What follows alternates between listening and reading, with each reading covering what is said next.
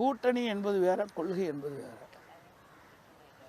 கூட்டணி என்பது தேர்தல் நேரத்தில் ஒத்த கருத்துடைய கட்சிகள்லாம் ஒன்றாக இணைந்து வெற்றி பெற வேண்டிய அடிப்படையில் அமைக்கிறோம். கொள்கை என்பது நிலையானது. இன்றைக்கு பாரதிய ஜனதா கட்சி என்பது தேசிய அளவில் இருக்கின்ற கட்சி, அதிமுக மாநில அளவில் இருக்கின்ற கட்சி.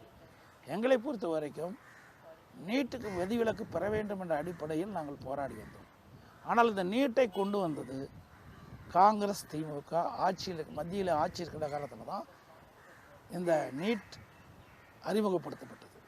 2010 டிசம்பர் 21 அன்று தான் நோட்டிஃபிகேஷன் வெளியிடப்பட்டது. அப்பொழுது காங்கிரஸ் ஆட்சி மத்தியிலே திமுக கட்சியை சேர்ந்த நாடாளுமன்ற உறுப்பினர் திரு காந்தி செல்வன் அவர்கள் மத்திய சுகாதாரத்துறை இணையமைச்சராக இருந்தார்.